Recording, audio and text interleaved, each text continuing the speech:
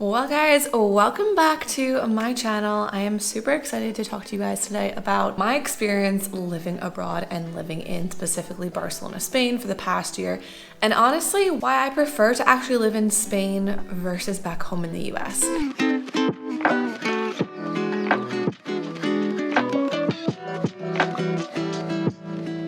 Now, for those of you who don't know, I'm an American. I left the US about 5 years ago after quitting my job in medical device sales, being super burnt out, unfulfilled, and honestly just not loving my life a lot. And I was really always searching for that freedom, flexibility to travel, move abroad, and just experience my dream life that I always wanted to have. So over those past 5 years, I have lived in multiple countries, most of it spent in Southeast Asia and in Europe for over a year and a half, and specifically Spain itself for about a year and a half now. So I definitely think there are pros and cons to everywhere and anywhere you live, but honestly, I already knew pretty much that I didn't want to live back in the US, but definitely moving to Spain and set my life here permanently, because the last few times I've been moving around was every few months, so it definitely wasn't as stable.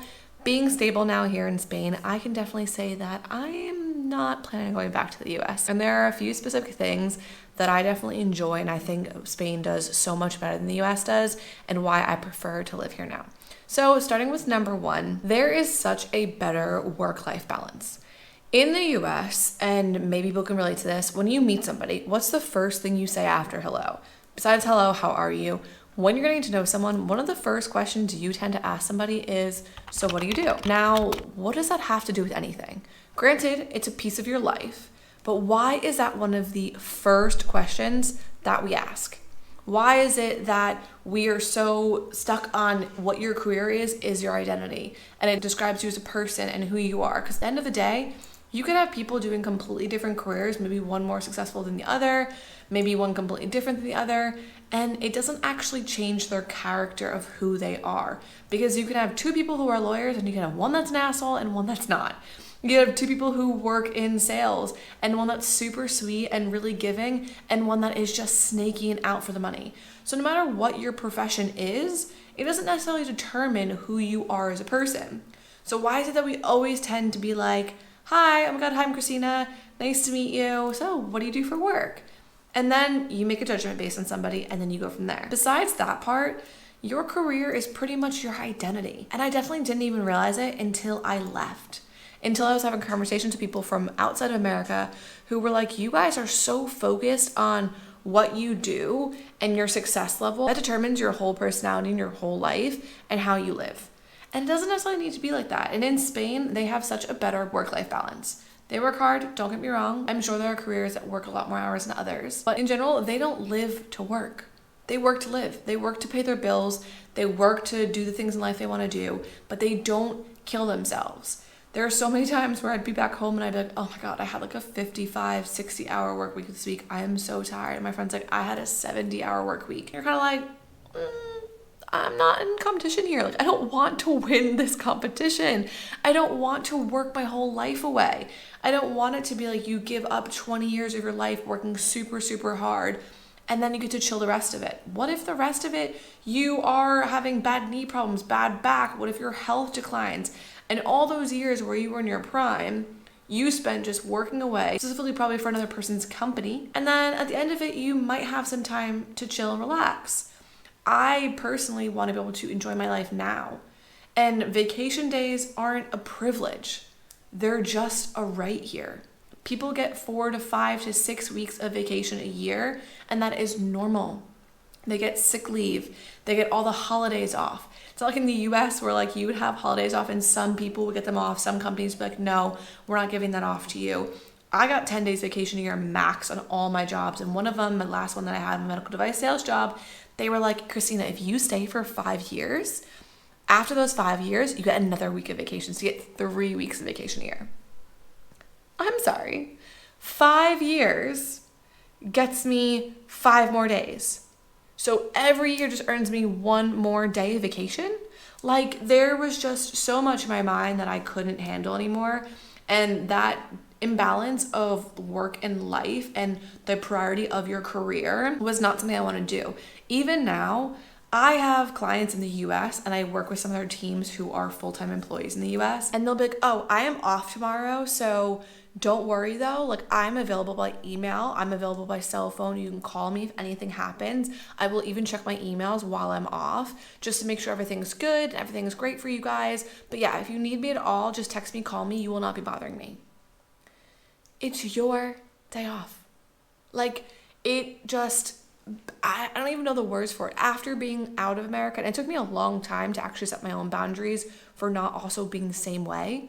But after being out of America, when I see it now, I'm like, it is just wild to me how much people revolve their whole world around their career and sometimes not even their own life. So that is a big one for Spain versus US, is the work-life balance here is so much better. And picking back right off that, number 2 is the fact that they have such a bigger social life here.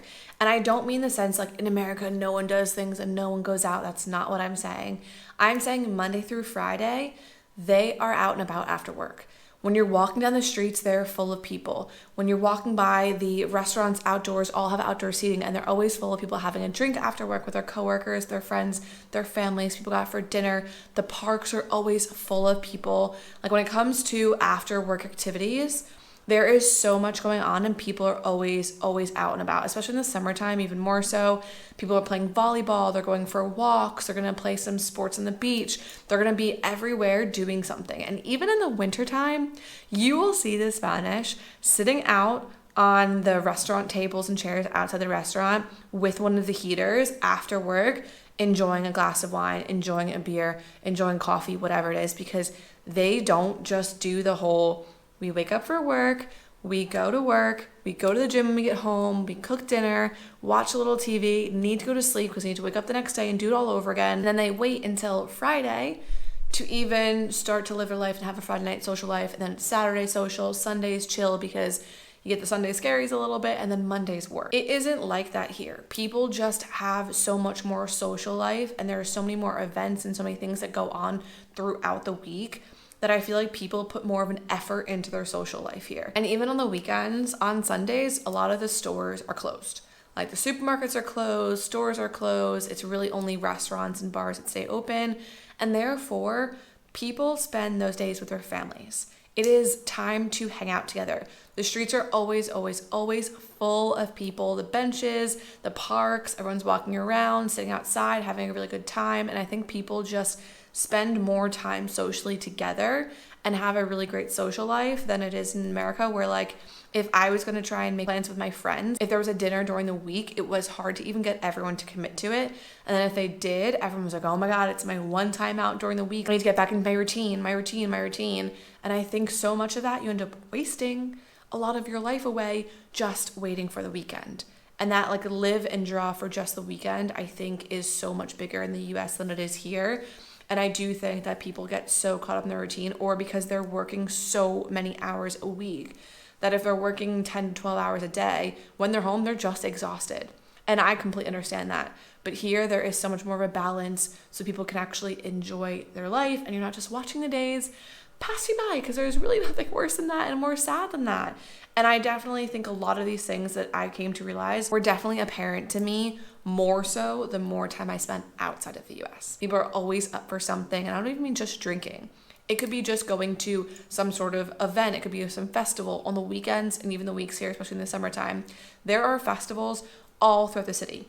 Street fest, there are street parties, there are random like stages and music set up, there's beer tents, there's food, cultural events. Like no matter what, there is something going on in the city to always keep you active, involved, having fun, and outdoors, and enjoying a social life. That was really big for me when it came to making the most of my life and my time. I think Spain definitely does it better. And then number 3, this one actually really did impact like my day-to-day life, is the fact that the food here isn't full of chemicals and hormones and toxins that you have to worry about.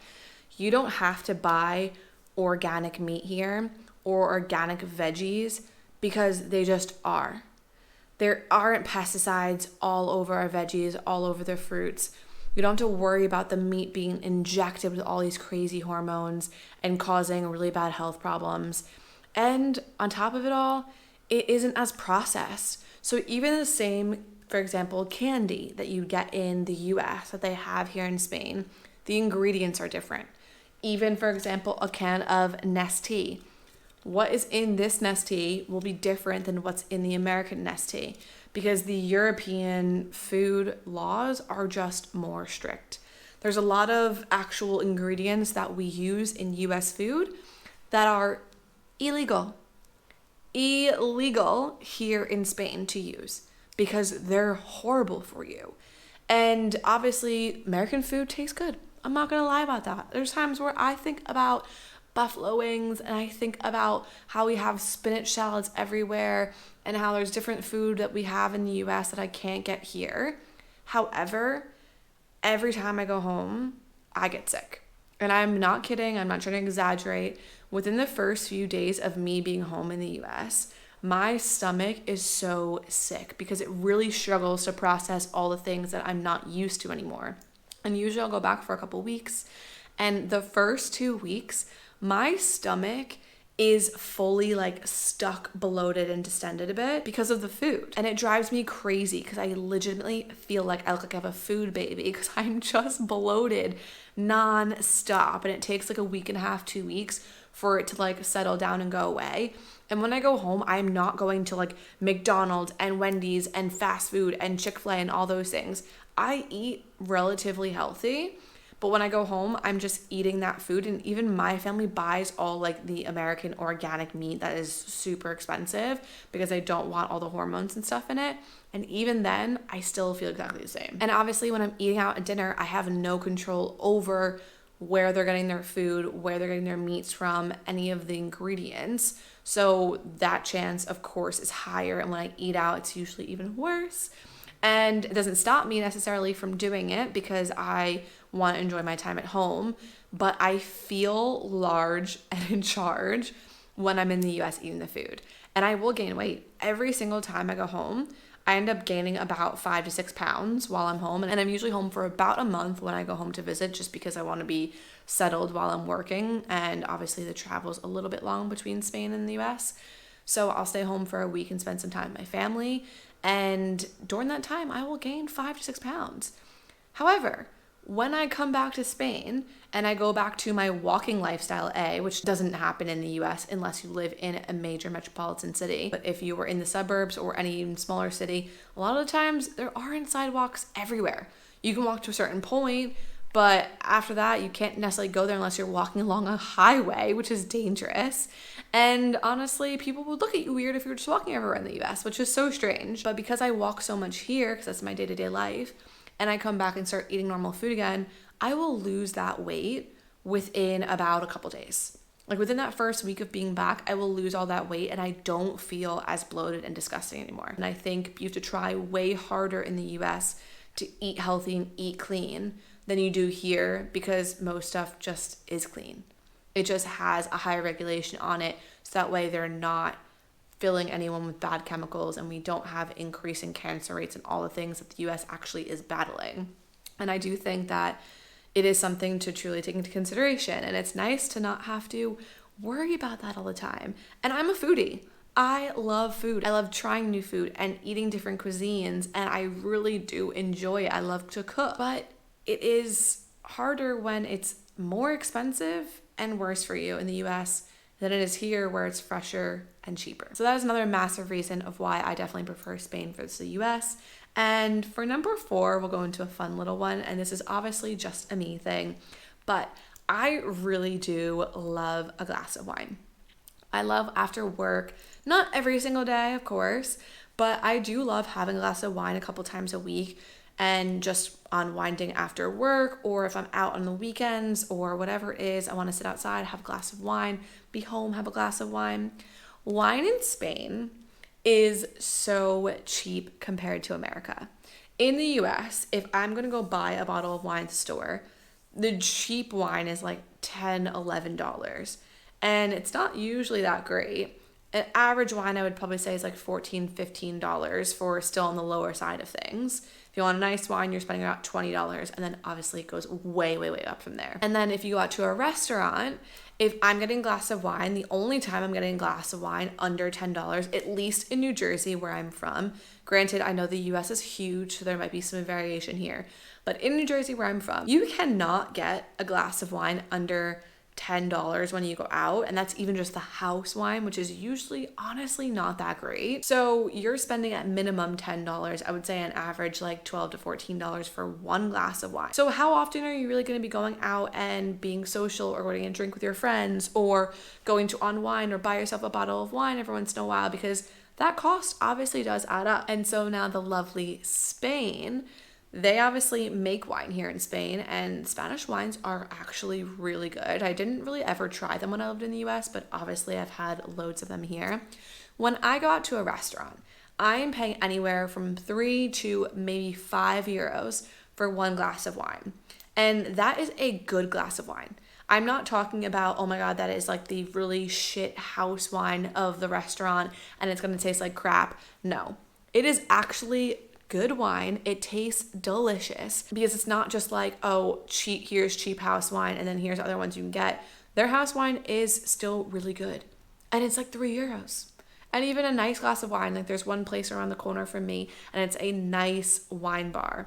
And I get a nice glass of wine and that is 6 euros. Like, I'm sorry, what? You literally couldn't get that in the US. And then even if you go to buy yourself your own bottle of wine in a store, I honestly have a bottle of wine that I found and I love and I prefer, and it is 2.98 euros.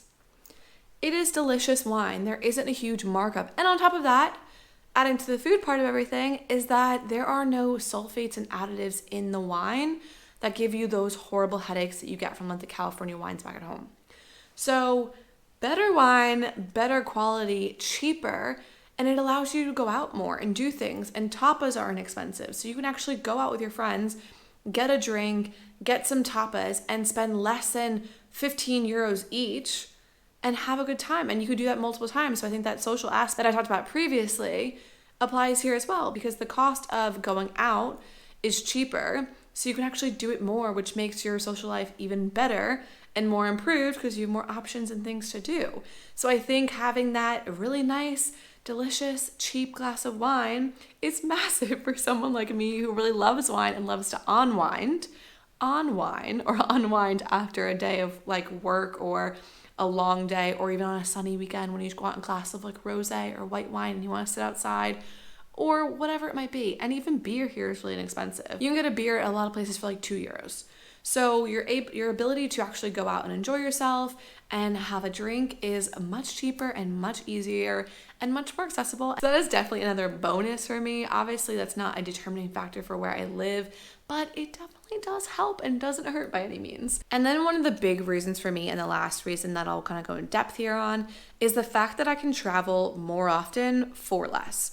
So in Spain, I actually have the ability to go to all the surrounding countries in Europe, even in Africa, and I can fly there for really inexpensive, and I can travel more for less. In the US, let's be real, unless you're flying Spirit and you've gotten some great deal that isn't screwing you over with baggage fees, or even Frontier or any of those airlines that really show you they're going to be a really cheap cost, and then it's not cheap at all. So unless you're using one of those budget airlines and gotten yourself a good deal, it is very expensive to travel within the US. The US is obviously huge. It's a very, very big country. So I'm not necessarily saying that it should be $20 to go from New York to California, but there are more countries where you can travel for less, go experience different cultures, and be able to experience more of the world. For me, obviously, as a digital nomad, that is one of the most important things. That is what makes me the happiest in the world, is being able to travel and see new places. So having the access to travel and having the access to affordable travel here, that is going to rank really high on my list of why I prefer to live one place over the other. And I do think that Barcelona specifically is one of the bigger airports in Europe. So you're having really great flight deals. There's massive train stations here, so you have accessibility to a lot of places. There's a big port for cruises. So definitely for Barcelona, I think that is a plus in specific location to the city.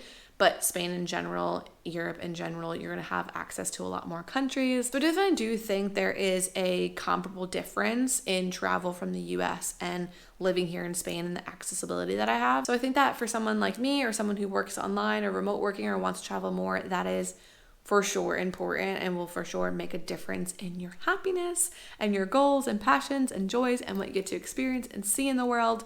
So it's a big one for sure. And obviously there are some pros to America, and I'm not going to fault America and say, oh my God, it's the worst place ever. But if you're ever feeling the type of way to where you just don't know if it's for you anymore, or you want to get out and you want to see where else you can go, maybe see what Spain has to offer. And Spain does now have the digital nomad visa. So you as an American can actually come and live here for up to 3 years, renewable for 2 more after that. So 5 years total. And you can come live and work in Spain as long as you have a remote work situation back in the US or in a different country. And then you can come live here. And if you're curious about how that visa works, what to know, how to apply, all those things, check out the video that I've done, because I definitely go into a lot of detail of what exactly you need, the experience applying, how to apply, who to reach out to for help, and who qualifies and who doesn't. That visa is what I'm obviously on now, and I've had the visa for a while now, so I obviously love it, and I definitely think it is worth it. And I don't really see myself living anywhere else anytime soon. I think we'll be here for at least the 3 years we have our visa, and who knows after that, because you just never know what life has to offer you or where work and stuff might change. But I do think that I really see myself being here for a long time, and I do just love the lifestyle of being in Spain and the Spanish lifestyle so much. The delicious food. Barcelona has such amazing food. Not even just the Spanish restaurants and tapas and Catalan cuisine, but also the amount of international restaurants and melting pot culture that is here in Barcelona. Oh my God, the food is just so freaking good. So as you can tell, I definitely do love to live here, and I do love Spain, and I think that it might be a really good option for you if you're feeling somewhat similar to what I described throughout this video. And if you're curious on more things about Spain or the visa process or anything like that, drop a comment below, I'll answer, or even send me a DM on Instagram. I'm always here to help, because I know that taking a move from the US to Spain or from anywhere to Spain can be a really big jump. So sometimes you just want to talk to somebody who's already done it and been there. So always feel free to send me a message or a comment below, and I'll answer your questions as much as I possibly can.